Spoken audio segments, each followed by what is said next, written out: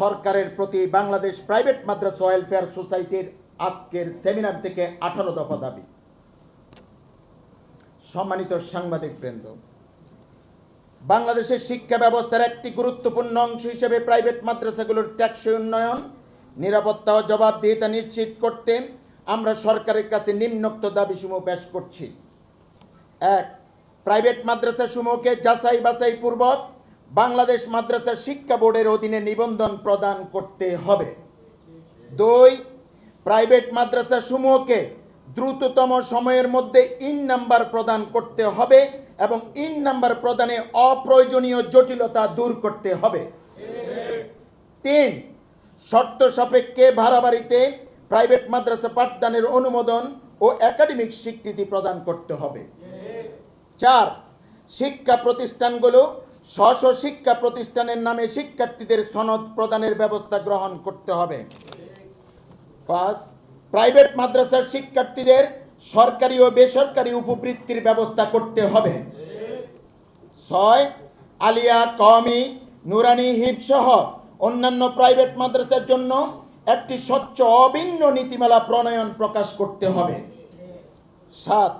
স্থানীয় শিক্ষা অফিসারের মাধ্যমে বিভিন্ন সহযোগিতা ও সহজে বই প্রাপ্তির ব্যবস্থা করতে হবে। 8.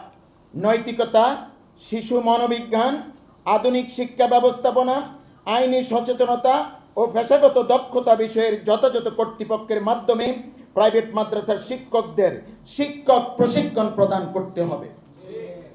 9.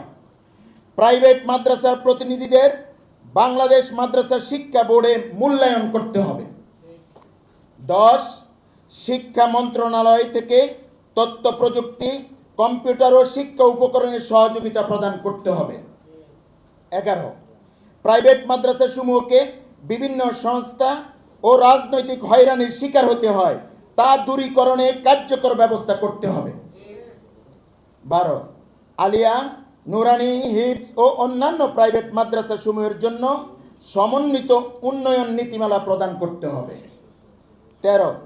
কোনো ব্যক্তির অপরাধের সুষ্ঠু ও ন্যায়সঙ্গত তদন্ত ব্যতীত দায় পুরো প্রতিষ্ঠান ও শিক্ষার্থীদের উপর চাপিয়ে দিয়ে প্রতিষ্ঠান ও শিক্ষার্থীদের ক্ষতিগ্রস্ত করা যাবে না।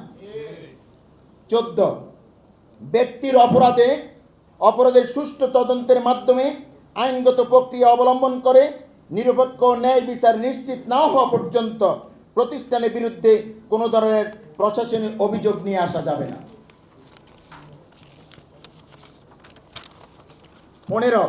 মিথ্যা অভিযোগ, অপপ্রচার বা হয়রানির শিকার শিক্ষা প্রতিষ্ঠানগুলোর জন্য আইনগত সহায়তা কার্যকর ব্যবস্থা নিশ্চিত করতে হবে। 17. শিক্ষার মান উন্নয়ন, কারিকুলাম যুগোপযোগীকরণ, প্রযুক্তির ব্যবহার এবং দক্ষ মানব সম্পদ তৈরির জন্য গবেষণা উন্নয়নমূলক কর্মসূচি গ্রহণ করতে হবে। 18. সরকারি ও বেসরকারি সকল অংশীজনের সঙ্গে সমন্বয় করে প্রাইভেট মাদ্রাসাগুলোকে জাতীয় শিক্ষা উন্নয়নের অংশীদার হিসাবে মূল্যায়ন করতে হবে।